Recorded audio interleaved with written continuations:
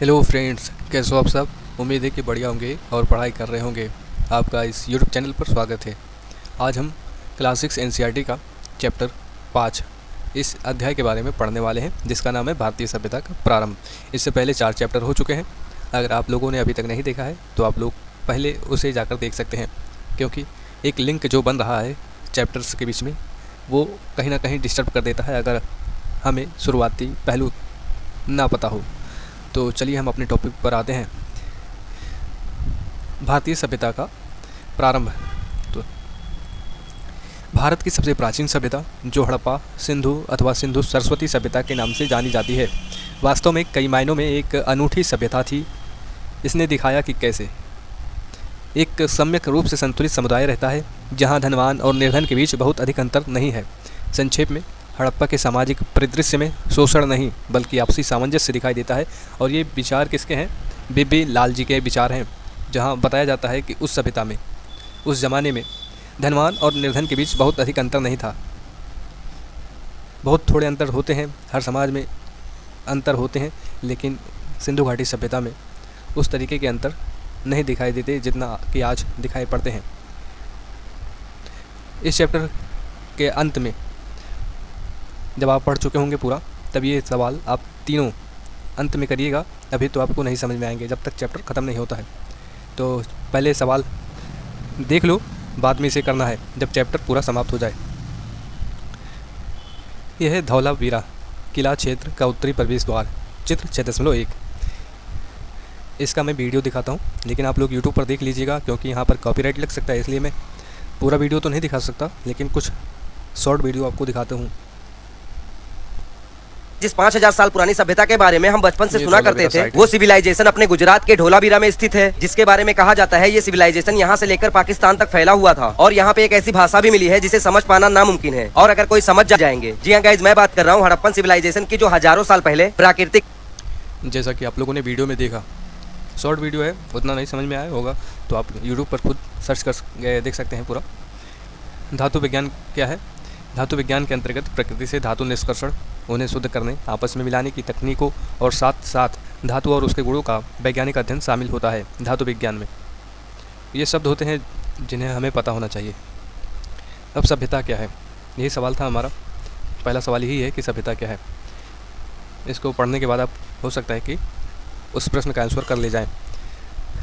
अध्याय 4 के अंत में हमने देखा कि कैसे मनुष्य का पहला समूह एक स्थान पर रहने लगा, कृषि करने लगा, कैसे उसने कुछ तकनीकों जैसे कि भवन निर्माण, धातु विज्ञान, यातायात साधन का विकास किया और सभ्यता की ओर उन्मुख हुआ। ये अध्याय 4 के बारे में बात कर रहा है, जो हम पढ़ चुके हैं। आखिर सभ्यता है क्या? आखिर सभ्यता है क्या, इसके बारे में जान लेते हैं। सामान्यतः इस शब्द का प्रयोग मानव समाज के उन्नत चरण के लिए किया जाता है। इसे और स्पष्ट करने के लिए हम यहाँ इस बात पर विचार करेंगे कि एक सभ्यता में कम से कम निम्नलिखित विशेषताएं होनी चाहिए।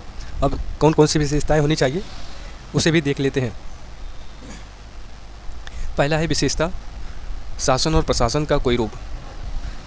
जटिल समाज और उसके अनेक कार्यकलापों के प्रबंधन हेतु शासन होना चाहिए, प्रशासन होना चाहिए। चाहे आप देख लीजिए, चाहे राजतंत्र हो, चाहे लोकतंत्र हो या तानाशाही, कुछ भी हो, कुछ ना कुछ प्रशासन या शासन रहता है, हर समाज में रहता है। कुछ नियम कानून कायदे रहते हैं जिससे समाज चलता है। नगरीकरण, नगर योजना, नगरों का विकास और उनका प्रबंधन, जिसमें सामान्यतः जल प्रबंधन और जल निकास व्यवस्था आती है।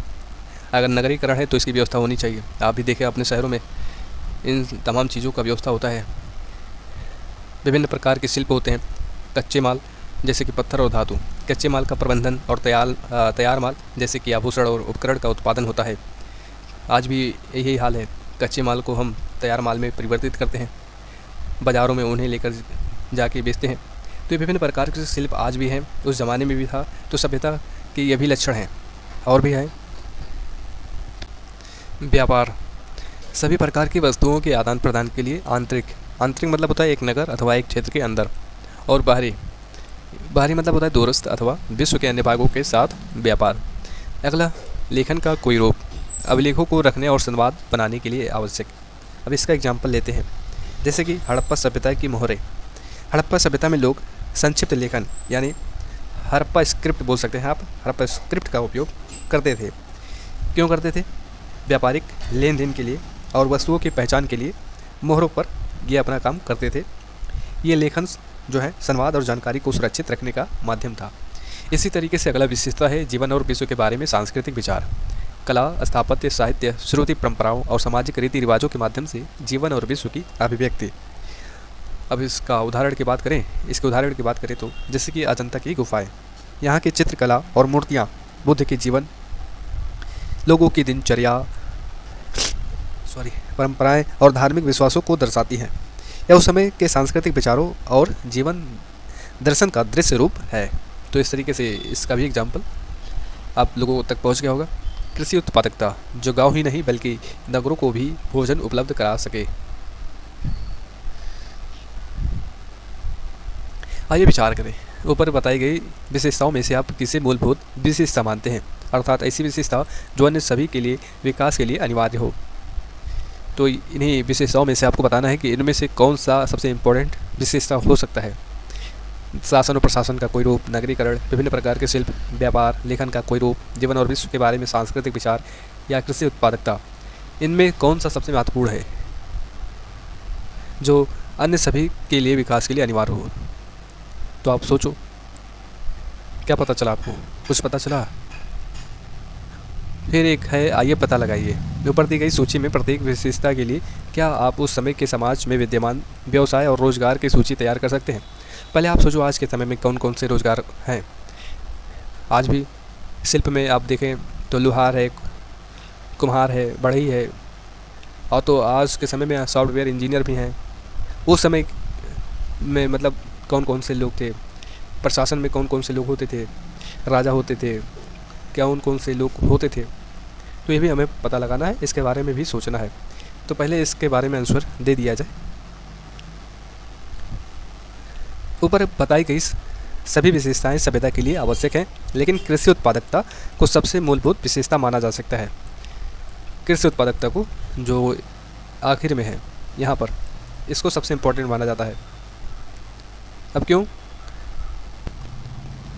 क्योंकि बिना पर्याप्त भोजन के ना तो नगर बच सकते हैं और ना ही अन्य कार्यों जिसमें शासन, शिल्प, व्यापार, कला आदि ये सभी कार्य अन्य कार्य हैं, इनका विकास नहीं हो सकता। भोजन की स्थिरता मिलने के बाद ही लोग एक स्थान पर बस पाए और प्रशासन, नगर योजना, शिल्प, लेखन व संस्कृति जैसी अन्य विशेषताएं विकसित हुई। तो कृषि उत्पादकता उन सब में सबसे महत्वपूर्ण है।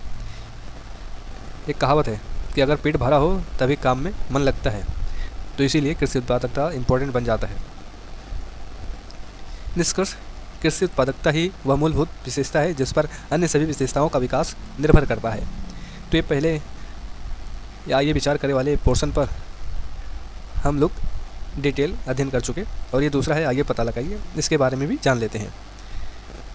तो शासन और प्रशासन देखें तो राजा, प्रमुख या मुखिया, सैनिक और सुरक्षाकर्मी भी होते होंगे, जैसे कि आज के समय में पुलिस है, आर्मी है, ये सब है। लिपिक भी होंगे जो रिकॉर्ड रखने वाला होता है। कर वसूलने वाले अधिकारी भी होंगे। नगरीकरण में देखें शहर और नगर योजना में तो नगर योजनाकार, टाउन प्लानर भी होंगे, निर्माणकर्ता, राज मिस्त्री, मजदूर आज के समय में भी हैं, उस समय भी होंगे, क्योंकि पक्की ईंटों के साक्ष्य भी मिले हैं, एक जैसे ईंट मिले हैं। जल प्रबंधक, पानी की व्यवस्था करने वाले, सफाई कर्मी, नाली की व्यवस्था थी तो सफाई कर्मी भी होंगे।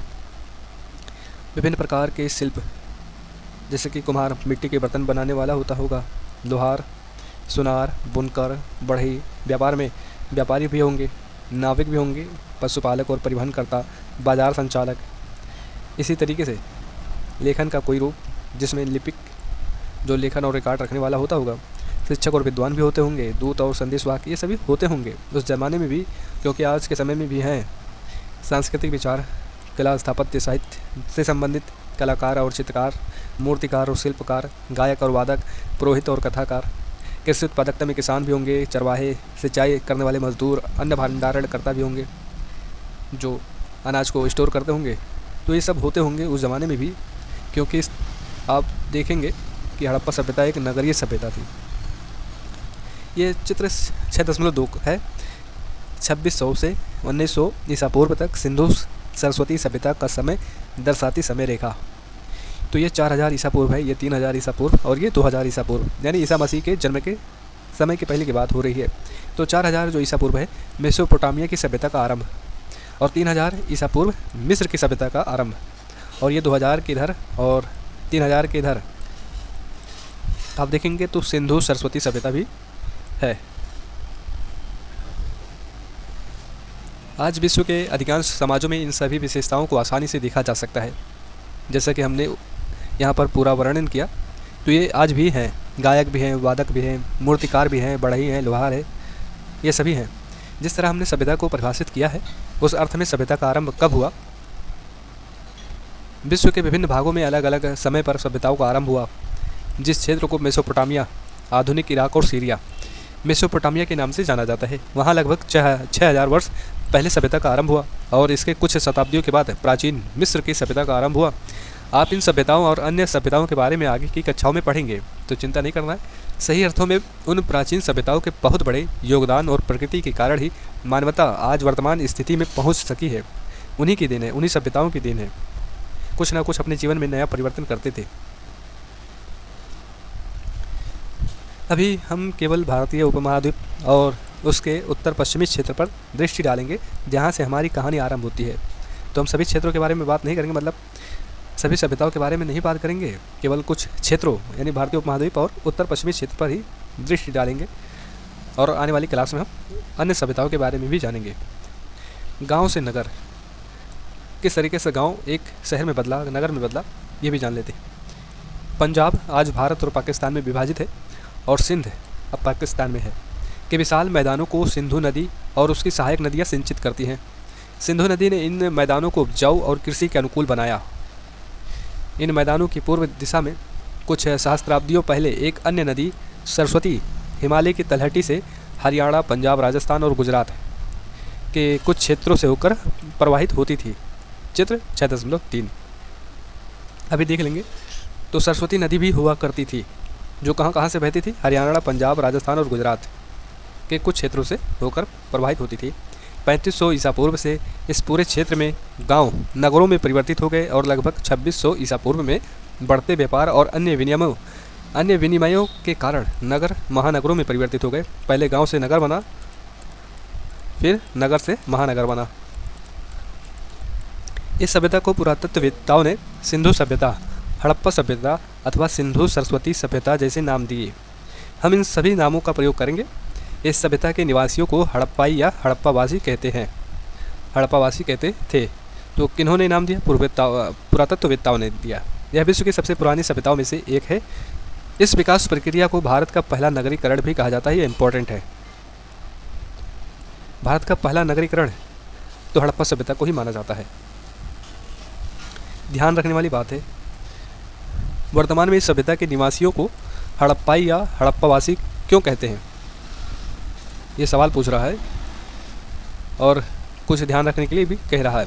इसका सीधा सा उत्तर है कि लगभग एक शताब्दी पहले 1920-21 में हड़प्पा, आज के पाकिस्तान का पंजाब है, तो हड़प्पा इस सभ्यता से संबंधित पहला उत्खनित नगर था। इसीलिए यहाँ के निवासियों को हड़प्पाई या हड़प्पावासी कहते हैं। आइए पता लगाइए। अब पता क्या लगाना है? इस सभ्यता के कुछ प्रमुख नगरों को मानचित्र 6.3 चित्र में दर्शाया गया है। क्या आप कक्षा में गतिविधि के माध्यम से इन दर्शाए गए नगरों का अगले पृष्ठ पर दी गई तालिका में दिए गए आधुनिक राज्यों अथवा प्रदेशों के साथ मिलान कर सकते हैं? तो पहले चित्र 6.3 देख लेते हैं। यह है 6.3 का चित्र। ये हम पिछले चैप्टर में भी देखे थे, मतलब ऐसा ही चित्र था वहाँ पर, और वहाँ जनपद थे। ये हड़प्पा है, डावरकोट, लखनादड़ू, मोहनजोदड़ो, सयालकोट, चन्हूदड़ो, गवेरीवाला, कालीबंगा, बनावली। तो ये बगल में तालिका है, और इस तालिका को आधुनिक शहरों से मिलान करना है। ये गलत है, उल्टा सीधा है। तो जैसे कि धौलावीरा है, तो धौलावीरा आज का गुजरात है। इस मैप में है कहीं धौलावीरा? कहीं देख रहे हैं आप? हाँ, यहाँ है धौलावीरा। ये गुजरात के पास है, गुजरात में ही है। हड़प्पा पंजाब में है। हड़प्पा कहाँ है? यहाँ है। कालीबंगा राजस्थान में है। कहाँ है कालीबंगा?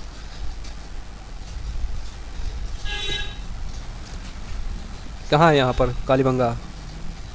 यहाँ है मोहनजोदड़ो, ये सिंध, आज का पाकिस्तान।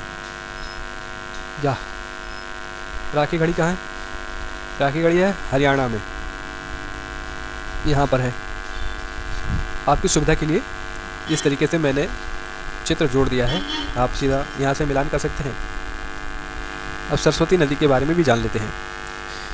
मानचित्र पृष्ठ 89 पर चित्र 6.3 में सिंधु और उसकी 5 सहायक नदियों को दर्शाया गया है। मोहनजोदड़ो और हड़प्पा जैसे नगर इन नदियों के किनारे विकसित हुए। सरस्वती नदी, जिसे आज भारत में घग्गर और पाकिस्तान में हाकरा, अतः इसे घग्गर हाकरा भी कहा जाता है, के नाम से जाना जाता है सरस्वती नदी को। इसके किनारे भी अनेक पुरास्थल मिले और आज यह एक मौसमी नदी है जो मात्र वर्षा ऋतु के दौरान बहती है। सरस्वती नदी के बारे में बात की जा रही है। सरस्वती नदी का वर्णन सबसे पहले प्राचीन ग्रंथ ऋग्वेद में मिलता है। इसके बारे में हम अध्याय 7 में पढ़ेंगे। ऋग्वेद में सरस्वती को एक देवी और पर्वत से निकलकर समुद्र तक बहने वाली एक नदी दोनों रूपों में पूजा गया है। बाद के ग्रंथों में इस नदी के सूखने और अंततः लुप्त हो जाने का वर्णन मिलता है। तो ये नदी कहाँ से बहती है? तो आज भारत में घग्गर और पाकिस्तान में हाकरा के नाम से जाना जाता है इस सरस्वती नदी को। चित्र 6.3 में सिंधु और उसकी 5 सहायक नदी, तो ये सिंधु नदी है और इसकी सहायक नदियाँ झेलम है, चिनाब है, रावी है, सतलज है, ब्यास है। नगर योजना के बारे में बात कर लेते हैं हड़प्पा लोगों की। हड़प्पा और मोहनजोदड़ो जो अब पाकिस्तान में है, इस सभ्यता के सबसे पहले 2 नगर हैं जिनकी खोज लगभग 1 शताब्दी पूर्व 1924 में की गई। सिंधु नदी के मैदानों में बहुत से पुरास्थल मिले हैं, जिसके कारण इस सभ्यता को आरंभ में सिंधु घाटी की सभ्यता कहा गया, सिंधु घाटी सभ्यता। बाद में अन्य प्रमुख नगर जैसे कि धौलावीरा गुजरात में, राखी गढ़ी हरियाणा में, गावेरी वाला पाकिस्तान के चोलिस्तान मरुस्थल में और सैकड़ों छोटे स्थलों जैसे कि गुजरात में लोथल की खोज की गई एवं कुछ की खुदाई भी की गई। इस प्रकार की खोजें आज भी जारी हैं। यह रोचक है कि सरस्वती नदी की द्रोणी यानी बेसिन में न केवल 2 महानगर राखी गढ़ी और कावेरी वाला आते हैं, बल्कि छोटे छोटे अनेक नगर हरियाणा में फरमाना, राजस्थान में कालीबंगा और कुछ अन्य नगर, हरियाणा के 2 नगर भिर्राना और बनावली भी आते हैं। निस्संदेह मानचित्र में पृष्ठ 89 पर चित्र 6.3 में दिए गए क्षेत्र में पुरास्थलों की सघनता स्पष्ट दिखती है। जैसा कि आपने मैप में देखा, फिर से देख लीजिए कितने साइट्स हैं।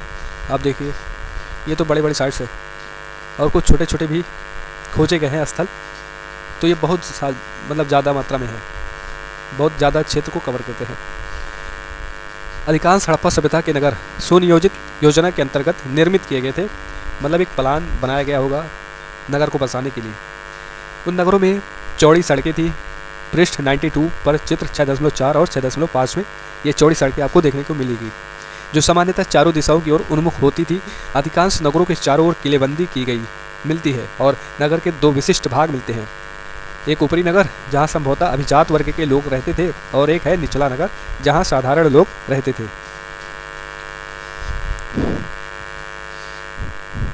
किलेबंदी मतलब होता है आमतौर पर सुरक्षात्मक उद्देश्यों से किसी बस्ती या नगर के चारों ओर बनाई गई एक विशाल दीवार। मान लीजिए ये विशाल दीवार है, लोगों की सुरक्षा के लिए बनाई गई है। अभिजात वर्ग किसे कहते हैं? यहाँ यह शब्द समाज के उच्च स्तर जैसे कि शासक, अधिकारी, प्रशासक और प्रायः पुरोहित या पुजारी को संदर्भित करता है। आज भी हम लोग कहते हैं धनवान आदमी है, तो उस समय में अभिजात वर्ग से उन लोगों को जिनके पास ऐसी पावर शक्ति होती थी तो उन्हें अभिजात वर्ग कह देते थे। ये ऊपर चित्र जो है वो 6.4 का है।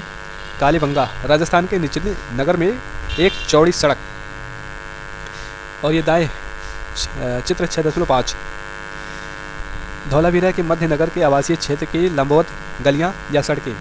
धौलावीरा में 3 अलग अलग क्षेत्र थे, न कि अन्य नगरों की तरह 2 क्षेत्र, यानी धौलावीरा में 3 क्षेत्र हैं और अन्य जगह 2। इस नगर में अधिकांश भवनों की नींव पत्थरों से बनाई गई थी। और ये 6.6 मोहनजोदड़ो का महान स्नानागार, इसका चित्र देखना चाहेंगे? पुराना बाथ टैंक जो 5000 साल पहले मोहनजोदड़ो में बनाया गया था। 920 स्क्वायर फुट बड़ा ये टैंक एंशिएंट वर्ल्ड का सबसे पुराना बाथ टैंक है। इसकी गहराई 8 फुट जबकि इसमें जाने के लिए 2 स्टेयर्स भी बनाई गई थी। हैरत की बात यह है कि 5000 साल पहले बनाया जाने वाला ये पूल आजकल के मॉडर्न पूल से काफी मिलता जुलता है। ऊपर वाली पिक्चर आजकल के एक मॉडर्न पूल की है, जबकि जैसा कि आपने वीडियो में भी देखा और इस क्षेत्र में देख रहे हैं। आइए विचार करें। विचार क्या करना है? आपने सिंधु घाटी सभ्यता के बारे में सुना होगा और आपने इस बात पर ध्यान दिया होगा कि हमने इसका प्रयोग नहीं किया है, सिंधु घाटी सभ्यता का प्रयोग नहीं किया है। मानचित्र पर दृष्टि डालें, पृष्ठ 89 पर चित्र 6.3, तो हम पाएंगे कि घाटी शब्द का अब इस्तेमाल नहीं करते, क्योंकि अब हम जानते हैं कि यह सभ्यता सिंधु क्षेत्र से बहुत आगे तक फैली हुई थी। जैसा कि ऊपर वर्णन भी हुआ है कि बहुत से स्थल मिले हैं, छोटे छोटे स्थल भी मिले हैं और काफ़ी बड़े बड़े भी स्थल मिले हैं जो खुदाई में हमें प्राप्त हुए, तो इसलिए इसका क्षेत्र विस्तार हुआ है और इसी वजह से हम इसे अब सिंधु घाटी सभ्यता नहीं कहते। यह सिंधु घाटी तक अब सीमित नहीं है, अब आगे क्षेत्र तक भी फैल चुकी है। अब इसका आंसर इस तरीके से आप दे सकते हैं, घाटी से सभ्यता तक शब्दों में बदलाव का कारण क्या? पहले इसे सिंधु घाटी सभ्यता कहा जाता था क्योंकि शुरुआती खुदाइयाँ सिंधु नदी की घाटी में हुई थी, जैसे कि हड़प्पा और मोहनजोदड़ो में। लेकिन जैसे जैसे और स्थल खोजे गए, यह स्पष्ट हुआ कि यह सभ्यता केवल सिंधु नदी तक सीमित नहीं थी। पूर्व में राखीगढ़ी बनावली हरियाणा में है, कालीबंगा, दक्षिण में लोथल, धौलावीरा, सुरको तथा पश्चिम में बलूचिस्तान और अफगानिस्तान की सीमाओं तक ये फैल चुकी है। इसलिए अब इसे सिंधु सरस्वती सभ्यता या हड़प्पा सभ्यता कहा जाता है, जो इसके व्यापक भूगोल और सांस्कृतिक विचार को बेहतर दर्शाता है। और चित्र 6.3 इस बात का प्रमाण है कि यह सभ्यता पर्वतों, नदियों और मैदानों के पार फैली हुई थी, एक जटिल और विस्तृत नेटवर्क जो केवल एक घाटी तक सीमित नहीं था। इसलिए अब हम इसे सिंधु घाटी सभ्यता नहीं कहते, बल्कि इसे हम हड़प्पा सभ्यता या सिंधु सरस्वती सभ्यता कहते हैं। कुछ बड़े भवनों का उपयोग सामूहिक उद्देश्यों के लिए किया जाता था। उदाहरण के रूप में गोदाम, जहां परिवहन किए जाने वाले वस्तुओं को रखा जाता था, यानी एक स्थान से दूसरे स्थान पर पहुंचाने के लिए उन सामानों को एक जगह रखना पड़ता था, क्योंकि स्टोर होना चाहिए सामान को रखने के लिए, नहीं तो सामान वैसे ही बर्बाद हो रहे थे और भी बर्बाद हो जाएंगे अगर स्टोर नहीं बनाया गया। और एक जगह से दूसरी जगह ले जाना भी पड़ता था, तो रास्ते में भी कहीं रखना होता था। अब अच्छा मतलब पूरे तो जर्नी को एक साथ तय नहीं किया जा सकता ना। सड़कों और गलियों में विभिन्न आकारों के निजी घर मिलते हैं। रोचक बात यह है कि बड़े और छोटे घरों के निर्माण की गुणवत्ता एक समान मिलती है। बड़े हो चाहे छोटे घर, उनके निर्माण की जो गुणवत्ता है एक समान मिलती है। सामान्यतः उन भवनों के निर्माण में ईंटों का प्रयोग किया गया है। कुछ संरचनाओं के निर्माण का उद्देश्य आज भी चर्चा का विषय हो सकता है। मोहनजोदड़ो पृष्ठ 93 पर चित्र 6.6 जो कि आपने देखा, प्रसिद्ध महान स्नानागार एक छोटा और विस्तृत स्नानागार है जिसका आकार 12x7 मीटर है। सबसे ऊपर जमाई गई ईंटों पर जल रोधक सामग्री जैसे कि डामर के रूप में प्राकृतिक बिटुमन की परत चढ़ाई गई है। स्नानागार के चारों ओर छोटे छोटे कमरे मिलते हैं, उनमें से एक कमरे के अंदर कुआं मिला है। समय समय पर स्नानागार के पानी को खाली करने के लिए कोने में एक नाली भी है। इस स्नानागार को स्वच्छ पानी से समय समय पर भरा जाता था। इसके निर्माण का उद्देश्य क्या रहा होगा? ये इतना बड़ा महान स्नानागार क्यों बनाया गया? इसका उद्देश्य क्या रहा होगा? पुरातत्ववेत्ताओं ने अनेक संभावित व्याख्याएं प्रस्तुत की हैं कि हो सकता है कि सार्वजनिक स्नान के लिए स्नानागार बनाया गया हो, या केवल राजसी परिवार के लिए स्नानागार, धार्मिक कार्यों के लिए प्रयोग होने वाला स्नानागार। हालांकि पहली व्याख्या अब स्वीकार्य नहीं है, यानी सार्वजनिक स्नान के लिए स्नानागार कि सभी लोग आकर उस स्नानागार में बाथरूम में आकर के नहाए। नहीं, ऐसा नहीं, इस बात को अब नहीं माना जाता, क्योंकि यह पाया गया कि इस नगर के अधिकांश घरों में स्नानागार बने हुए थे। मतलब अधिकतर लोगों के घरों में इस प्रकार के स्नानागार बाथरूम बने थे, तो फिर ऐसा क्यों माना जाए कि ये सार्वजनिक उद्देश्य के लिए था? मतलब चाहे जो आए उसमें नहाए। जब सभी के घर में है तो सब अपना अपना यूज़ करते होंगे। अब इसका उद्देश्य क्या है? इसको बनाने के पीछे का उद्देश्य क्या है? इतना बड़ा बनाया क्यों गया? ये हमें जानना होगा।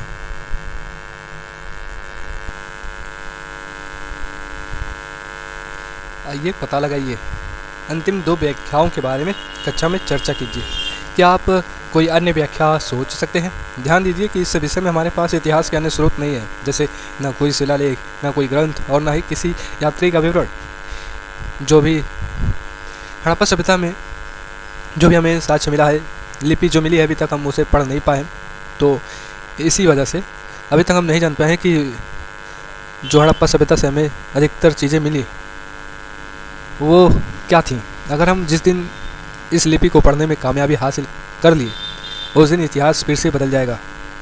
तो हमारे पास कुछ साक्ष्य है नहीं, जो कुछ है वो सीमित मात्रा में है, उसी आधार पर हमें बताना होगा, इतिहास बनाना पड़ेगा। अब जैसे कि अंतिम 2 व्याख्याओं के बारे में चर्चा कीजिए।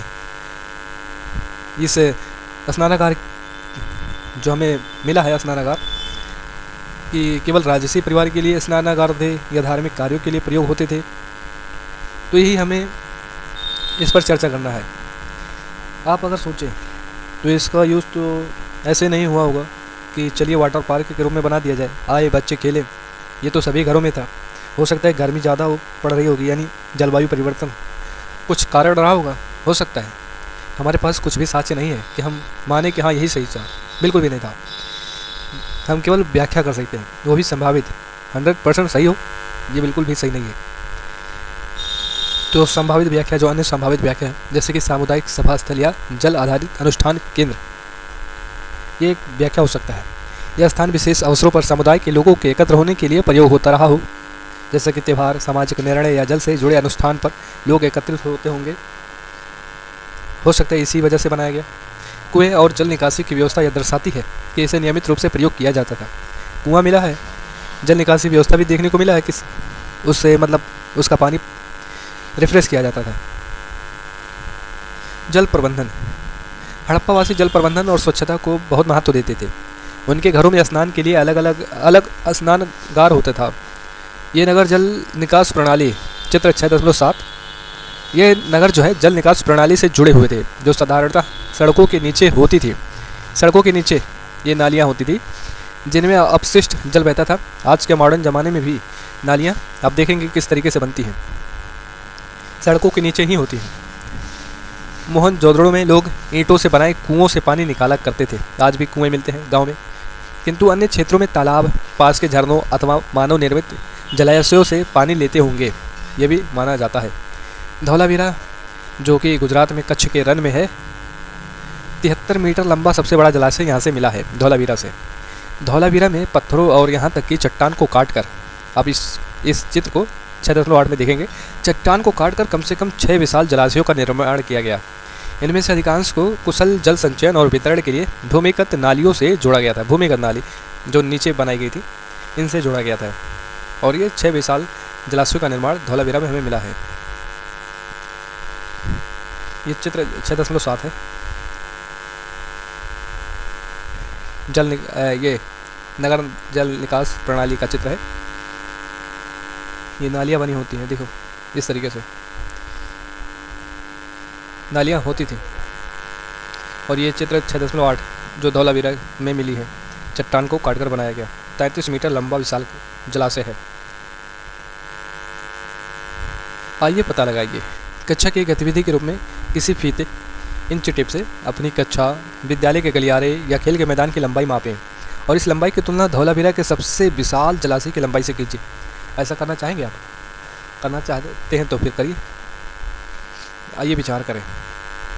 जलाशयों के इस प्रकार के निर्माण के लिए आवश्यक श्रमिकों की बड़ी संख्या के बारे में सोचिए। कितना श्रमिक लगे होंगे उस कार्य में? आपके विचार से अनेक उनके कार्य को सुनियोजित करने के लिए निश्चित निर्देश किसने दिए होंगे? किसी ने तो कहा होगा कि ऐसा ऐसा करना है, ये बनाना है, इसे बनाना है, कितने मजदूर लगेंगे, कितने पैसे लगेंगे, ये सब तो हुआ होगा ना, कुछ सोच विचार तो किए होंगे। आपके विचार में उन्हें उनकी मजदूरी के लिए भुगतान कैसे किया होगा? संकेत, यहाँ संकेत कुछ दिया गया। उस समय आज की तरह मुद्रा का प्रचलन नहीं था, तो सोचो क्या दिए होंगे? अनाज दिए होंगे, कुछ और दिए होंगे। चूँकि समय समय पर जलाशयों की सफाई करना आवश्यक था, इसलिए क्या उनके रखरखाव के लिए कोई स्थानीय प्राधिकारी थे, जैसा कि आज के समय में होते हैं? इस नगर के शासक और नगर प्रशासन के बारे में इससे हमें क्या संकेत मिलते हैं? कल्पना कीजिए और अपने शिक्षक के साथ चर्चा कीजिए। पुरातत्ववेत्ता भी इन प्रश्नों के बारे में चर्चा करते हैं और उनके उत्तर सदैव निर्णायक नहीं होते। ये नहीं है जो बता रहे हैं वो सही हो, बिल्कुल भी नहीं, ऐसा नहीं। वो तो कल्पना करते हैं कि ऐसा हुआ होगा। तो इसका आंसर हम देख लेते हैं पहले का। आइए पता लगाइए, इस वाले पर विचार कर लेते हैं। स्थानीय मापन, उदाहरण के लिए यदि खेल का मैदान 30 मीटर लंबा है तो एक सामान्य विद्यालय परिसर की लंबाई को दर्शाता है। मान लीजिए खेल का मैदान है जो कि 30 मीटर लंबा है। अब इससे हमें तुलना करना है धौलावीरा के सबसे विशाल जलाशय की, और हम जानते हैं कि जो हमें धौलावीरा से सबसे बड़ा जलाशय मिला है वो लगभग 73 मीटर था। अब तुलना करें, विद्यालय का मैदान है 30 मीटर, धौलावीरा जलाशय का जो है क्षेत्र वो 73 मीटर है, तो कौन बड़ा है, विद्यालय का मैदान या धौलावीरा जलाशय? बिल्कुल धौलावीरा जलाशय बड़ा होगा। इससे से स्पष्ट होता है कि उस समय जल संरक्षण के लिए बनाए गए ढांचे अत्यंत विशाल और उन्नत थे। आप इसे सोचिएगा, आप अपने स्कूल के बारे में जानते होंगे कितना बड़ा स्कूल आपका है, तो उससे तुलना करिए 73 मीटर से। ये दूसरे प्रश्न का उत्तर, किसने निर्देश दिए? इतने बड़े निर्माण कार्य को व्यवस्थित करने के लिए निश्चित रूप से नगर के शासक और प्रशासनिक अधिकारियों ने निर्देश दिए होंगे। कुछ पर्यवेक्षक, सुपरवाइजर और मुखिया श्रमिकों का मार्गदर्शन करते होंगे, जैसे कि आज के समय में होता है। उसी तरीके से सोच सकते हैं हम भी। मजदूरी का भुगतान कैसे होगा, कैसे किया होगा? उस समय तो मुद्रा का प्रचलन नहीं था, तो श्रमिकों को उनकी मजदूरी के बदले में अनाज, भोजन, वस्त्र या अन्य आवश्यक वस्तुएं दी जाती होंगी। यह भुगतान वस्तु विनिमय प्रणाली यानी बार्टर सिस्टम पर आधारित रहा होगा। रख रखाव किसके जिम्मे रहा होगा? जलाशय की सफाई और रख रखाव के लिए स्थानीय स्तर पर प्राधिकारी या नगर अधिकारी नियुक्त किए गए होंगे। कुछ श्रमिक अस्थायी रूप से इस काम में लगे रहते होंगे। और जो इसमें अगला पॉइंट बना था कि शासक और प्रशासन के बारे में संकेत है। इससे पता चलता है कि उस समय का शासक और प्रशासन संगठित, सक्षम और जन कल्याणकारी था। बिल्कुल जन कल्याणकारी रहा होगा। आप देखें कि नालियाँ सबके घर से गुजरी होंगी, गुजरी हैं कि नहीं? नालियाँ भी सबके घर से गुजरी हैं, तो सभी के बारे में सोचा होगा कि यहाँ से भी नाली बनवा दिया जाए जिससे कचरा बिल्कुल भी ना हो। सर सफाई पर ध्यान दिया होगा शासक वहाँ का। श्रमिकों की बड़ी संख्या को संगठित करना बताता है कि प्रशासन में अनुशासन और नियम कानून थे। यह भी स्पष्ट होता है कि नगर में समृद्धि योजना और सुव्यवस्थित प्रबंधन था। जो हमने यहाँ पर बात की है ये बिल्कुल भी सच हो सकते हैं या नहीं भी, ये कन्फर्म नहीं है। हड़प्पावासी क्या खाते थे, ये भी आपके मन में आ रहा होगा। तो हड़प्पावासियों ने अपनी अनेक बस्तियाँ बड़ी और छोटी नदियों के किनारे बसाई थी। यह सिर्फ जल स्रोतों तक आसानी से पहुँचने के लिए ही नहीं, बल्कि कृषि की दृष्टि से भी एक औचित्यपूर्ण विकल्प रहा होगा, क्योंकि नदियाँ अपने आसपास की भूमि को उपजाऊ बनाती हैं। पुरातात्विक खोजें यह दर्शाती हैं कि हड़प्पावासी दलहन और अनेक किस्म की सब्जियों के अतिरिक्त जौ, गेहूँ, कुछ मोटे अनाज, बाजरा और कभी कभी धान जैसे अनाज की खेती करते थे। यूरेशिया में कपास उगाने में भी वे सर्वप्रथम थे, जिसका उपयोग वे कपड़ा बुनने में किया करते थे। उन्होंने हल सहित खेती के कई उपकरण बनाए, चित्र 6.9 में आप देखेंगे, जिनमें से कुछ का उपयोग आधुनिक समय में भी किसानों द्वारा किया जाता है। आज के समय में भी बात हो रही है 2000 साल पहले की, और आज भी उसी चीज़ का प्रयोग होता रहा है किसानों के द्वारा। यह गहन कृषि गतिविधि सैकड़ों छोटे ग्रामीण स्थलों अथवा गांव द्वारा संचालित की जाती थी। अभी की तरह तब भी ग्रामीण क्षेत्रों से प्राप्त कृषि उपज प्रतिदिन उपलब्ध होने पर ही नगर जीवित रह सकते थे। आज भी ऐसा ही है कि गांवों में किसान लोग अनाज उत्पादन करते हैं और उन्हीं अनाजों को वो शहरों में बेचते हैं। शहर वाले तो किसी भी चीज़ का उत्पादन नहीं करते, मतलब वो तो नहीं खेती करते ना शहरों में, वो तो जाते हैं अपना अपना काम में लगे होते हैं, वहाँ कमाते खाते हैं। किसानी तो नहीं करते ना शहरों में, कम मात्रा में होता है, लेकिन यही गांव से जो उत्पादन होता है वही शहरों में जाता है। हड़प्पावासियों ने मांस के सेवन के लिए अनेक पशुओं को पाला और मछलियों के लिए वे नदियों एवं समुद्रों पर निर्भर रहते थे। खुदाई में बड़ी संख्या में पाई गई पशुओं की हड्डियों और मत्स्य जीवाश्म से इसका पता चलता है। अब आगे बढ़ते हैं। ये चित्र है 6.9, मिट्टी से निर्मित हल का लघु प्रतिरूप, हरियाणा में बनावली से प्राप्त। ये हमें हल के साथ मिला है। आज भी प्रयोग होता है, हल गाँवों में प्रयोग होता है। भले ही ट्रैक्टर का ज़माना आ गया है, लेकिन कुछ किसान इसका प्रयोग करते हैं। हड़प्पावासियों के खाना पकाने के पात्रों में क्या होता था, उनके पात्रों में, बर्तनों में क्या होता था? मिट्टी के पात्रों की वैज्ञानिक जांच से कुछ प्रश्नों के उत्तर मिलते हैं, जिसमें प्रत्याशित यानी दुग्ध उत्पाद और अप्रत्याशित जैसे कि हल्दी, अदरक और केले दोनों प्रकार के अवशेष हैं। स्पष्ट है कि उनके भोजन में बहुत विविधता थी उस समय भी। आइए पता लगाइए, कुछ पता लगाना है लेकिन आपको सोचना है इस पर। जहाँ पता लगाना ये शब्द आ जाए ना, वहाँ पर आपको सोचना चाहिए, एक इमेज बनाना चाहिए आपके अपने दिमाग में। मान लीजिए कि आप हड़प्पा के एक घर में खाना पकाते हैं। आप ऊपर दी गई जानकारी के आधार पर कौन से व्यंजन बनाएंगे? क्या क्या बनाएंगे? कुछ बनाएंगे? क्या बनाएंगे? उत्तर: यदि मैं हड़प्पा के एक घर में खाना पकाता तो वहाँ उपलब्ध वस्तुओं के आधार पर ये व्यंजन बना सकता था। क्या बनाता भाई? अनाज से बने व्यंजन। पहले क्या बनाता? अनाज से जो व्यंजन बनते जिसमें हम जौ और गेहूं से बनी रोटी या दलिया बनाते, बाजरे और मोटे अनाज से बना खिचड़ी जैसा भोजन बनाते, धान से उबला हुआ चावल बनाते, क्या गजब बनाते, दलहन और सब्जियां। अगर ये सब उपलब्ध थे तो इससे क्या बनाते? दाल और सब्जियों की तरकारी या सूप बनाते, हरी पत्तेदार सब्जियों की भाजी बनाते। और तीसरा, अगर मांस और मछली उपलब्ध थे तो इससे क्या बनाते? पालतू पशुओं का मांस पकाकर व्यंजन बनाते। कुछ लोगों को पसंद है, कुछ लोगों को नहीं पसंद होता होगा, ये भी हो सकता है, लेकिन अधिकतर लोगों को पसंद होगा, ये मान के चलिए, क्योंकि उस समय पर्याप्त भोजन नहीं थे। होते भी होंगे लेकिन ये सभी पसंद करते होंगे। नदी और समुद्र से पकड़ी गई मछली का शोरबा या भुनी हुई मछली बनाते। और अन्य चीज़ें जो उपलब्ध थी उनसे क्या बनाते? दूध और दुग्ध उत्पादों से बने व्यंजन, जैसे कि खीर जैसा साधारण पकवान बनाता। कपास का उपयोग कपड़ा बुनने में होता था, इसलिए भोजन परोसने के लिए कपड़े से बने थैले या बर्तन के अलावा मिट्टी के बर्तन में भी इस्तेमाल होते होंगे। इस तरीके से हम कर सकते थे। यह है अगला पोर्शन व्यापार के बारे में, सक्रिय व्यापार के बारे में, कि क्या व्यापार करते थे, व्यापार कहाँ होता था, आंतरिक होता था या बाह्य होता था, इसके बारे में भी जानना जरूरी है। हड़प्पावासी न केवल अपनी सभ्यता, आसपास या बहुत दूर के अन्य नगरों में, बल्कि भारत के भीतर और बाहर की अन्य सभ्यताओं और संस्कृतियों के साथ भी सक्रिय रूप से व्यापार किया करते थे। इम्पॉर्टेंट है ये। अगर कोई पूछ ले कि केवल अपनी सभ्यता के अंदर ही व्यापार करते थे, बिल्कुल भी नहीं, वो बाहर सभ्यताओं से भी जुड़ते थे, वहाँ भी व्यापार करते थे।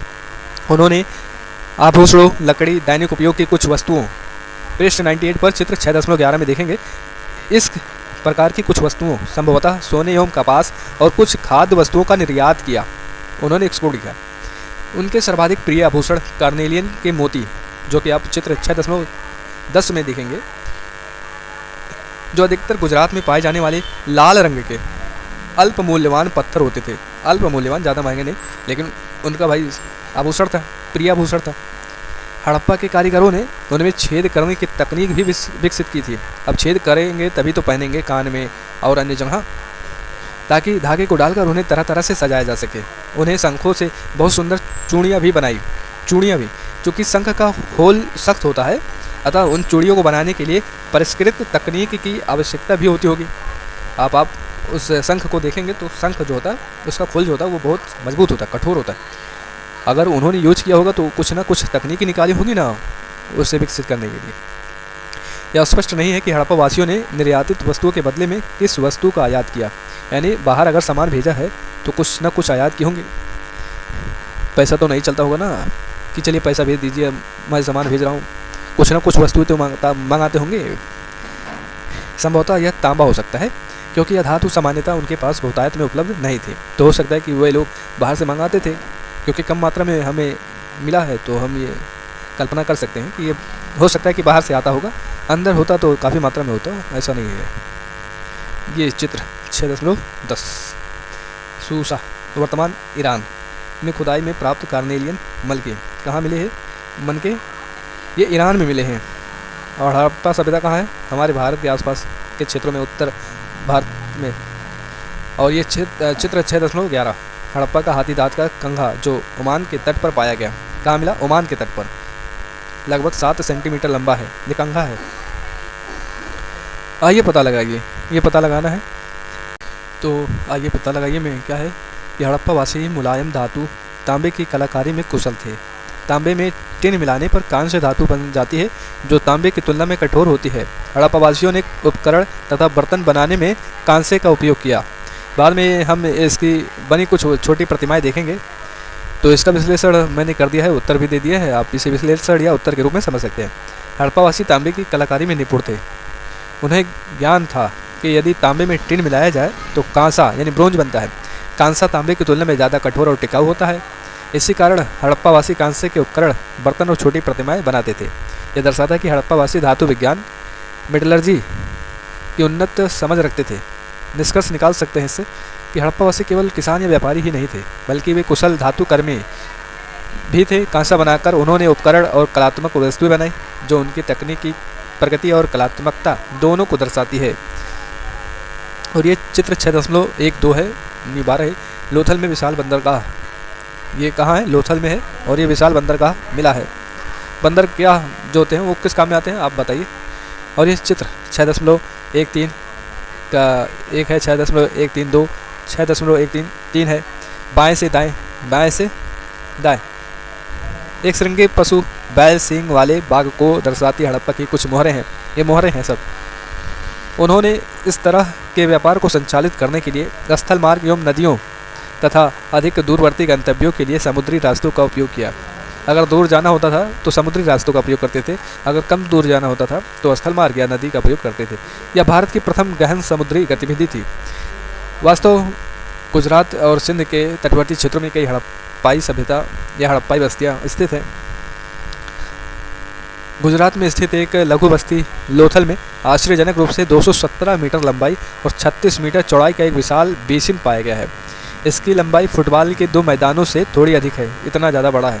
इस बेसिन में बंदरगाह जैसी संरचना अवश्य रही होगी, जिसका इस्तेमाल नावों के माध्यम से वस्तुओं के आयात और निर्यात के लिए किया जाता होगा, यानी एक जगह से दूसरे स्थान पर सामान को भेजने के लिए और मंगाने के लिए। इस प्रकार के व्यापक स्तर के व्यापार में यह आवश्यक था कि व्यापारी अपने सामान को और एक दूसरे को पहचाने। अनेक बस्तियों की खुदाई में मिली हजारों की संख्या में छोटी मोहरों का मुख्य उपयोग यही रहा होगा। जो हजारों की संख्या में छोटी मोहरें मिली हैं, उनका उपयोग इसी में रहा होगा, व्यापार में ही। ये मोहरें एक मुलायम पत्थर स्टीएटाइट की बनी थी, जिन्हें गर्म कर कठोर बनाया जाता था। इनका माप केवल कुछ सेंटीमीटर है।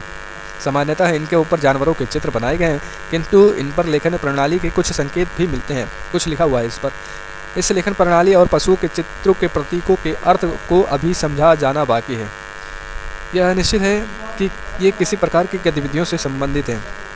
जो चित्र बने हैं और कुछ लिखा हुआ है, ये कुछ ना कुछ हमें बताती हैं, लेकिन आज तक हम पढ़ नहीं पाए हैं। ये प्राचीन जीवन के बारे में बात करता है।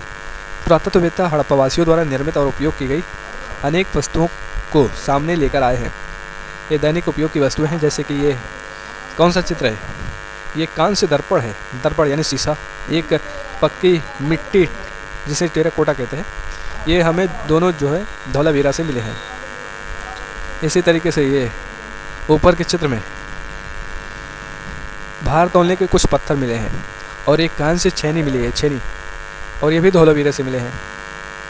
और ये भी इस चित्र में क्या है? ये 25 सेंटीमीटर की लंबाई वाले एक पत्थर पर उकेरा गया एक खेल बोर्ड है, चेस की तरह दिखाई दे रहा है ना। ये भी धौलावीरा से मिला। और लगभग 4 सेंटीमीटर लंबी मिट्टी की सीटी, ये कहाँ मिला? राजस्थान से, करणपुरा के राजस्थान से मिला। ये करणपुरा में है। हड़प्पावासियों ने वयस्कों और बच्चों दोनों के मनोरंजन के लिए अनेक खेल तैयार किए थे, यानी बच्चों का भी ख्याल रखा उन्होंने। खेल खेलते थे, उनके जीवन में भी इस तरीके की गतिविधियाँ होती थी। और इस सांस्कृतिक और प्रतीकात्मक वस्तुएं भी मिली हैं, जैसे कि इस चित्र में एक छोटी मूर्ति जिसे प्रायः पुरोहित राजा कहा जाता है। यद्यपि यह मालूम नहीं है कि यह प्रतिमा किसकी है। और स्वास्तिक दर्शाती वही मोहर, ये स्वास्तिक दर्शा रही है, ये मोहर है। शक्तिशाली पशुओं से घिरे ऊंचे स्थान पर बैठे त्रिमुखी देवता को दर्शाती मोहर, ये। और ये अगला चित्र मोहनजोदड़ो से प्राप्त नर्तकी की एक लघु कांस्य प्रतिमा है, और ये 10.8 सेंटीमीटर ऊंची है। जो कांस्य प्रतिमा है वो 10.8 सेंटीमीटर है, लेकिन ये जो है नमस्ते की मुद्रा में बैठी एक पक्की मिट्टी टेराकोटा की मूर्ति है। एक पात्र पर प्यासे कौवे की कहानी को दर्शाता चित्रण है यहाँ, जिसमें वह पात्र के निचले हिस्से से जल को पीने के लिए एक चतुर तरीका निकालता है। इसकी कहानी आप पढ़ते होंगे। आइए पता लगाइए। कुछ लेखन संकेतों के साथ हड़प्पा के इन 3 मोहरों को देखते हुए आपके मन में क्या विचार आता है? क्या आप इनकी कोई व्याख्या देना चाहेंगे? आप अपनी कल्पना शक्ति का उपयोग कीजिए। मोहरें देखें आप, ये तीनों मोहरें हैं। ये इसके बारे में आप क्या सोचते हैं? कुछ आ रहा है दिमाग में? विचार क्या करना है? पृष्ठ 100 और 101 पर दर्शाई गई वस्तुओं या इस अध्याय में चित्रित अन्य वस्तुओं को देखते हुए क्या आप उन गतिविधियों और जीवन के पक्षों का पता लगा सकते हैं जो हड़प्पा वासियों के लिए महत्वपूर्ण थे। कंघा मिला, शीशा मिला, ये मूर्ति मिली, खेल के सामान मिले, तो आप क्या पता लगाएंगे उनके बारे में? तो कुछ आप भी सोचिए। तो इसका आंसर, पहले का आंसर ये है, ये कि हड़प्पा के मोहरों को देखकर लगता है कि इनका उपयोग व्यापार, पहचान और प्रशासनिक कार्यों में होता होगा। इन पर बने पशु चित्र जैसे कि बैल, गैंडा, हाथी, बाघ, यूनिकॉर्न आदि हैं। तो ये पशु चित्र जो है शायद किसी देवता या प्रतीक या कबीले को दर्शाते होंगे। लिखे गए संकेत से यह अनुमान होता है कि हड़प्पावासी अपने नाम, वस्तुओं की सूची या व्यापारी से जुड़े जानकारी दर्ज करते होंगे। ये भी हो सकता है, अभी तो पढ़ा नहीं गया ना। मोहरें शायद संपत्ति या माल पर अधिकार जताने और व्यापारिक लेन देन के लिए प्रयोग किए जाते होंगे। इन्हें देखकर यह भी प्रतीत होता है कि हड़प्पावासी धार्मिक विश्वास और सामाजिक पहचान को महत्व देते थे, क्योंकि उस पुजारी पुरोहित की चित्र मिला तो इससे पता चलता है कि धार्मिक विश्वास भी रहा होगा। और ये भी चित्र मिला है ना, ये स्वास्तिक का चित्र, और ये धर्म से संबंधित कुछ वस्तुएं हैं, सांस्कृतिक वस्तुएं हैं। तो निष्कर्ष क्या निकाल सकते हैं आप? इन मोहरों से हमें हड़प्पावासियों की लेखन कला, व्यापार व्यवस्था और धार्मिक या सांस्कृतिक मान्यताओं का पता चलता है। और दूसरे का आंसर क्या हो सकते हैं विचार करने वाले पे? कृषि और पशुपालन, हल, औजार और पशुओं की हड्डियाँ मिली हैं। यह बताता है कि खेती और पशुपालन उनके जीवन का मुख्य आधार था। व्यापार और शिल्प कला में देखें तो मोहरे और आभूषण, मनके और बर्तन मिले हैं, तो इससे सिद्ध होता है कि वे व्यापारी और कुशल शिल्पकार थे। धार्मिक विश्वास और पूजा, मूर्तियाँ, पशु आकृतियाँ और प्रतीक उनके धार्मिक विश्वासों और देव पूजा का संकेत देते हैं। नगरीय जीवन और योजना, जल निकास व्यवस्था, कुएं और इमारतों के अवशेष मिले हैं। यह दर्शाता है कि नगर योजना और स्वच्छता उनके लिए महत्वपूर्ण थी। सर सफाई तो महत्वपूर्ण थी। कला और संस्कृति, मिट्टी की मूर्तियाँ, कांस्य प्रतिमाएं और चित्रकारी से पता चलता है कि वे कलात्मक थे, वे भी डिज़ाइनर थे। भोजन और जीवन यापन, जो गेहूँ, बाजरे के दाने और मछलियाँ के जीवाश्म मिले हैं, इससे उनके खान पान और जीवन शैली का पता चलता है। जो भी हमें वस्तुएं मिली वहाँ से आप उनके आधार पर कुछ न कुछ निष्कर्ष निकाल सकते हैं। आइए पता लगाइए। लोथल के पात्र पर दर्शाई गई कहानी को पूरा कीजिए। आपके विचार से इस कहानी को 4000 से अधिक वर्षों से क्यों याद किया जाता रहा? और दूसरा, नर्तकी की लघु प्रतिमा पर विचार कीजिए। इस लघु प्रतिमा की भाव भंगिमा से आप क्या समझते हैं? पूरी बाह को ढकने वाली उसकी उन चूड़ियों को ध्यान से देखिए जो गुजरात और राजस्थान के क्षेत्रों में अभी भी महिलाएं पहनती है। इस अध्याय में आपने और कहां पर इस तरह से चूड़ियाँ पहनने को चिन्हित किया है? इससे हमें क्या निष्कर्ष निकालना चाहिए? तो ये भी सवाल के रूप में ही है। इसका आंसर इस तरीके से, लोथल के पात्र पर दर्शाई गई कहानी।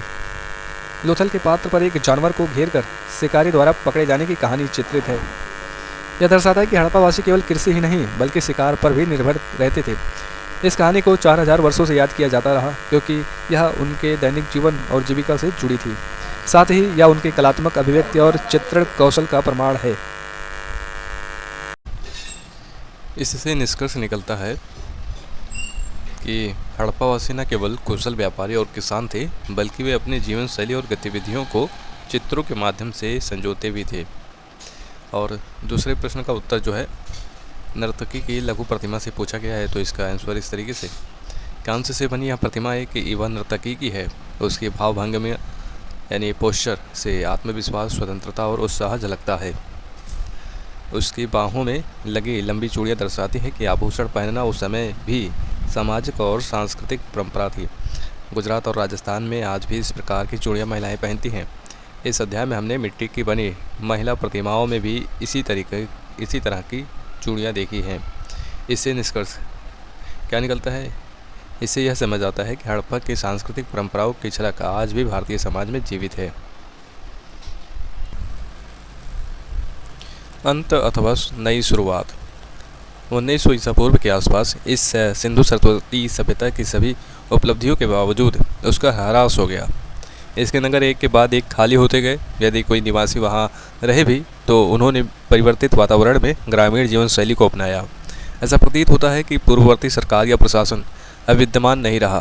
धीरे धीरे हड़प्पावासी हजारों नहीं तो सैकड़ों की संख्या में छोटी छोटी बस्तियों के रूप में बिखर गए। ऐसा क्यों हुआ होगा कि जो नगर में बसे हुए लोग थे, एक हड़प्पा सभ्यता नगर पहली सभ्यता थी, कि जो नगरीय सभ्यता थी वो आखिर गांव में कैसे कन्वर्ट हो गई? केवल जलवायु परिवर्तन के कारण या कुछ और कारण थे? आइए विचार करें। हड़प्पावासी ग्रामीण बस्तियों में लौट गए क्योंकि किसी नगरीय जीवन शैली की तुलना में ग्रामीण जीवन शैली भोजन और जल तक सहज पहुंच प्रदान करती है। तब से लेकर अब तक नगर भोजन और कभी कभी जल आपूर्ति के लिए गांवों पर निर्भर रहते हैं, ऐसा माना जाता है। इस सभ्यता के पतन के क्या कारण थे? पुरातत्ववेत्ताओं ने इसके अनेक कारण बताए हैं। बहुत समय पहले यह सोचा गया कि युद्ध या आक्रमण ने इन नगरों का विध्वंस किया होगा, लेकिन युद्ध या आक्रमण के कोई निशान नहीं मिलते। जहाँ तक परमाणु की बात है, हड़प्पावासियों ने वास्तव में कभी भी कोई सेना या युद्ध के हथियार नहीं रखे। यह अपेक्षाकृत एक शांतिपूर्ण सभ्यता प्रतीत होती है। जब युद्ध या आक्रमण हुए ही नहीं तो ये सभ्यता ऐसा कैसे कन्वर्ट हो गई? वर्तमान में 2 कारणों पर सहमति है। पहला, 2200 ईसा पूर्व से विश्व को अत्यधिक प्रभावित करने वाले जलवायु संबंधी परिवर्तनों से वर्षा में कमी और शुष्कता की स्थिति उत्पन्न हो गई। इसने कृषि कार्य को अधिक कठिन बनाया होगा और नगरों की खाद्य आपूर्ति में कमी आई होगी। दूसरा कारण यह है कि सरस्वती नदी का मध्य बेसिन सूख गया होगा। वहाँ कालीबंगा और बनावली जैसे नगर अचानक छोड़ दिए गए। इसमें अन्य कारण भी रहे होंगे, लेकिन ये 2 कारण हमें याद दिलाते हैं कि हम अपने कल्याण के लिए अपनी जलवायु और पर्यावरण पर कितने निर्भर हैं। यानी हमें पर्यावरण का ध्यान रखना होगा। अगर हम साथ में विकसित हो रहे हैं तो पर्यावरण पर भी कोई प्रतिकूल प्रभाव ना पड़े, नहीं तो फिर उसी तरीके से हो जाएगा जिस तरीके से हड़प्पावासियों का हुआ। तो ध्यान रखना होगा। यद्यपि नगर लुप्त हो गए, लेकिन हड़प्पा की संस्कृति एवं प्रौद्योगिकी अधिकांशतः बची रही और यह भारतीय सभ्यता के अगले चरण में पहुंच गई, जिसके बारे में हम अगले अध्याय में पता करेंगे। आगे बढ़ने से पहले इस चैप्टर का पूरा समरी हो जाए। सिंधु हड़प्पा या सिंधु सरस्वती सभ्यता विश्व की प्राचीनतम सभ्यताओं में से एक है। हड़प्पावासियों ने कुशल जल प्रबंधन, विविध शिल्पों और सक्रिय व्यवहार के साथ सुनियोजित नगरों का निर्माण किया। उपजाऊ कृषि से नगरों को विभिन्न प्रकार की फसलें प्राप्त हुई। और आखिर में पॉइंट जो है, इस सभ्यता का जलवायु संबंधी और पर्यावरणीय परिवर्तनों के कारण अंततः ह्रास हो गया। लोग ग्रामीण जीवन शैली की ओर लौट गए। प्रश्न और क्रियाकलाप और परियोजनाएं, इनसे संबंधित प्रश्न है, ये भी करना होगा। इस अध्याय में अध्ययन की गई सभ्यता के अनेक नाम क्यों हैं, इसके महत्व पर चर्चा कीजिए। दूसरा सवाल, सिंधु सरस्वती सभ्यता की उपलब्धियों का सार देते हुए संक्षिप्त रिपोर्ट लिखिए। और तीसरा सवाल, कल्पना कीजिए कि आपको हड़प्पा से कालीबंगा तक यात्रा करनी है। आपके पास विभिन्न विकल्प क्या हैं? क्या आप प्रत्येक विकल्प में लगने वाले समय का अनुमान लगा सकते हैं? और चौथा, कल्पना कीजिए कि यदि हड़प्पा के किसी पुरुष या महिला को हम आज के भारत के सामान्य रसोई घर में ले आते तो उन्हें सबसे बड़े 4 या 5 आश्रय क्या लगेंगे? और आखिर में 5वां जो है, इसके बाद भी प्रश्न है, नहीं होगा तो फिर देख लिया जाएगा। इस अध्याय के सभी चित्रों पर दृष्टि डालते हुए उन आभूषणों या हाव भाव या वस्तुओं की सूची बनाइए जो अभी भी 21वीं शताब्दी में परिचित प्रतीत होते हैं। ये बहुत इंपॉर्टेंट क्वेश्चंस हैं। ये सब बड़े बड़े एग्जाम्स में पूछ लिए जाते हैं घुमा फिरा करके। तो उत्तर या सुझाव दे सकते हैं। तो पहले प्रश्न का उत्तर है, पहले प्रश्न पढ़ लिया जाए। इस अध्याय में अध्ययन की गई सभ्यता के अनेक नाम क्यों हैं, इनके महत्व पर चर्चा कीजिए। इसे हड़प्पा सभ्यता कहा गया क्योंकि सबसे पहले इसके अवशेष हड़प्पा में मिले, तो इसलिए नाम हड़प्पा रखा गया। इसे सिंधु घाटी सभ्यता कहा गया क्योंकि इसके अधिकांश नगर सिंधु नदी के तट पर थे, इसलिए इसे इस नाम से भी जाना गया। और इसे सिंधु सरस्वती सभ्यता भी कहा जाता है क्योंकि कई स्थल सूखी सरस्वती नदी के किनारे भी मिले हैं, यानी सिंधु नदी के बाहर भी अन्य क्षेत्रों में भी इसका विस्तार है। महत्व, इन नामों से हमें पता चलता है कि यह सभ्यता बहुकेंद्रित यानी मल्टी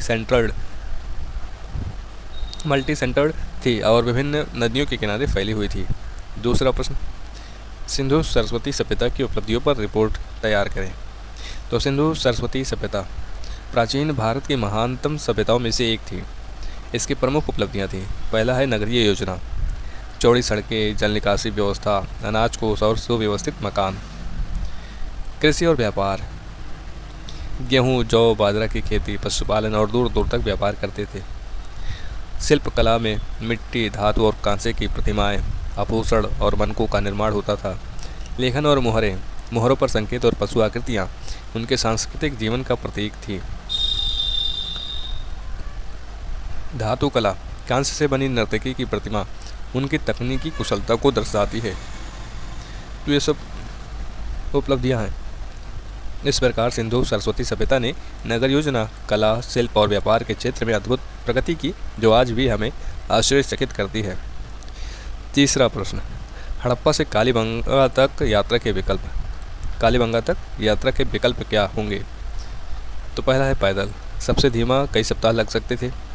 दूसरा है बैलगाड़ी का, पैदल से तेज शायद 15-20 दिन में पहुंचा जा सकता था। तीसरा नदी मार्ग या नाव से, नदियों का सहारा लेकर यात्रा अपेक्षाकृत तेज और आसान हो सकती थी। और चौथा है पशु वाहन, जैसे कि घोड़ा या ऊंट, यदि उपलब्ध हो। इससे समय और कम लग सकता है। यह दिखाता है कि उस समय भी लोग स्थल और जल दोनों मार्गों से यात्रा करते थे। चौथा प्रश्न, हड़प्पावासी को आज के रसोई घर में सबसे बड़े आश्रय क्या होंगे? उनके लिए क्या आश्रय होगा? अगर रसोई घर में उन्हें कह दिया जाए जाइए रसोई घर में और विभिन्न प्रकार के वस्तुओं को देखें, तो पहला आश्रय स्टील या एल्युमिनियम या प्लास्टिक के बर्तन। उनके लिए धातु और मिट्टी के बर्तन सामान्य थे और आज के समय में स्टील या एल्युमिनियम या प्लास्टिक के बर्तन रसोई घर में मिलते हैं। गैस चूल्हा या इंडक्शन स्टोव, वे लकड़ी या उपलों से खाना पकाते थे। आज के समय में गैस चूल्हा या इंडक्शन स्टोव है। फ्रिज, खाना ठंडा और सुरक्षित रखने की सुविधा, इसे भी देखकर आश्चर्यचकित हो जाएंगे। पैकेट बंद मसाले, तेल और अनाज, ये सब। बिजली से चलने वाले उपकरण, मिक्सर ग्राइंडर आदि, ये सब देखेंगे तो आश्चर्यचकित हो जाएंगे। पांचवा प्रश्न, हड़प्पा के आभूषण या हाव भाव, वस्तुएं जो आज भी प्रचलित हैं वर्तमान में भी, तो है पहला है चूड़ियाँ, विशेषकर पूरी बाहर ढकने वाली, जो कि राजस्थान गुजरात में आप देखेंगे। चूड़ियाँ, मन के और मोतियों की माला आज भी प्रचलित है। अंगूठियाँ और बालियाँ, मिट्टी या धातु की मूर्तियों जैसे कि नृत्य की भंगिमाएँ, गहनों और अलंकरण का शौक, बर्तन और कुछ खिलौने जैसी वस्तुएं। इसे पता चलता है कि हड़प्पा की परंपराएं आज भी भारतीय संस्कृति और जीवन शैली में जीवित हैं। प्रश्न आगे भी है, धौलावीरा के जलाशयों की प्रणाली क्या सोच प्रतिबिंबित करती है?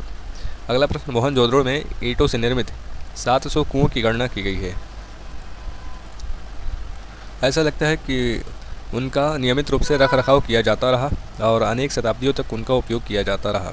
निहितार्थों पर चर्चा कीजिए। प्रश्न अगला है, सामान्यतः यह कहा जाता है कि हड़प्पावासियों में नागरिकता का उच्च भाव था। इस कथन के महत्व पर चर्चा कीजिए। क्या आप इससे सहमत हैं? वर्तमान भारत के महानगरों के नागरिकों के साथ इसकी तुलना कीजिए। उत्तर, ये प्रश्न है, उत्तर पर आते हैं डायरेक्ट। धौलावीरा के लोगों ने वर्षा जल और नदी के पानी को इकट्ठा करने के लिए बड़े बड़े जलाशय बनाए। इन जलाशयों की योजना और निर्माण से स्पष्ट होता है कि वे जल प्रबंधन में अत्यंत कुशल थे। इससे उनकी दूरदर्शिता और वैज्ञानिक सोच झलकती है, क्योंकि शुष्क क्षेत्र में जीवन बनाए रखने के लिए जल संरक्षण आवश्यक था। यह उनकी संगठन क्षमता और प्रशासनिक दक्षता को भी दर्शाता है। इससे निष्कर्ष क्या निकलता है? धौलावीरा की जलाशय प्रणाली इस बात का प्रमाण है कि हड़प्पावासी जल को सबसे मूल्यवान संसाधन मानते थे और उसके सतत उपयोग और संरक्षण पर बल देते थे। अगला प्रश्न, मोहनजोदड़ो में ईंटों से निर्मित 700 कुएँ। तो आंसर क्या होगा? मोहनजोदड़ो में लगभग 700 कुएँ मिले हैं, जो दर्शाता है कि वहाँ हर घर या मोहल्ले के पास साफ पानी की व्यवस्था थी। नियमित रख रखाव से पता चलता है कि समाज में संगठित प्रशासन और नागरिक सहयोग था। इतने लंबे समय तक इनका उपयोग दर्शाता है कि वे तकनीकी दृष्टि से मजबूत और टिकाऊ थे।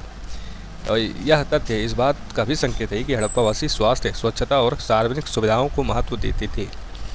निष्कर्ष क्या निकलता है कि मोहनजोदड़ो का कुआं तंत्र जो है हड़प्पावासियों की उन्नत शहरी योजना और दीर्घकालिक सोच का उत्कृष्ट उदाहरण है। अगला प्रश्न का उत्तर जो होना चाहिए, प्रश्न क्या था? हड़प्पावासियों में नागरिकता का उच्च भाव। तो हड़प्पावासियों ने शहरों की साफ सफाई, जल निकासी व्यवस्था, कुएं, जलाशय और सार्वजनिक भवन बनाए। इससे पता चलता है कि केवल अपने घर तक सीमित नहीं थे, बल्कि पूरे नगर की सुविधाओं और व्यवस्था का ध्यान रखते थे। यह नागरिकता का उच्च भाव था कि हर व्यक्ति ने समाज और नगर के कल्याण को व्यक्तिगत हित से ऊपर रखा। आज के संदर्भ में इसकी तुलना करें तो आज के भारत के महानगरों में नागरिक सुविधाएं तो हैं, लेकिन कई बार लोग सार्वजनिक स्थानों को गंदा करते हैं। जल व्यर्थ करते हैं और या यातायात नियमों तोड़ते हैं, यातायात के नियमों को तोड़ते हैं, और ये सही भी है। इसके विपरीत हड़प्पावासी नागरिकता का अधिक पालन करते प्रतीत होते हैं। इससे निष्कर्ष निकलता है कि हड़प्पावासियों से हम यह सीख सकते हैं कि नागरिकता का सच्चा भाव केवल अधिकार लेने में नहीं बल्कि कर्तव्यों का पालन करने में है।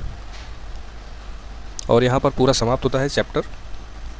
अगर आपको वीडियो पसंद आई है तो आप वीडियो को लाइक कर दीजिएगा और चैनल से भी जुड़ जाइएगा। इसी तरीके के अन्य वीडियो भी आप लोगों तक आते रहेंगे और इसी तरीके के कंटेंट में आपको दिया जाता रहेगा। अगर आप इसमें कुछ सुधार चाहते हैं तो आप कमेंट में भी बताएं क्या सुधार करना है। मिलते हैं अगले नेक्स्ट वीडियो में, तब तक के लिए जय हिंद, जय भारत।